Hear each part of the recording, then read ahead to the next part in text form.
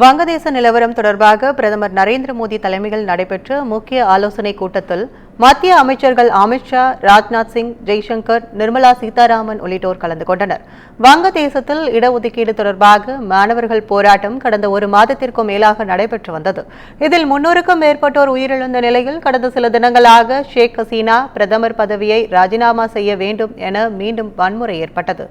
இந்த வன்முறை மிகப்பெரிய அளவில் வெடித்தது. இதில் 100க்கும் மேற்பட்டோர் உயிரிழந்தனர்.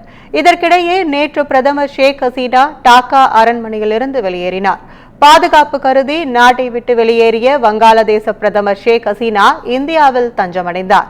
இந்தியா வந்துள்ள ஷேக் ஹசீனா தேசிய பாதுகாப்பு ஆலோசகர் அஜித் தோவலை சந்தித்து பேசியதாகவும் இங்கிலாந்திடம் அடைக்கலம் கேட்பதாகவும் தகவல் வெளியாகியுள்ளது.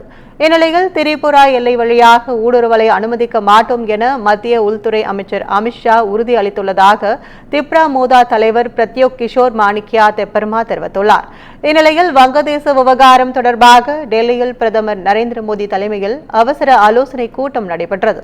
இந்த கூட்டத்தில் மத்திய அமைச்சர்கள் அமித் ஷா, ராஜ்நாத் சிங், நிர்மலா சீதாராமன், ஜெய்சங்கர் உள்பட பலர் பங்கேற்றனர்.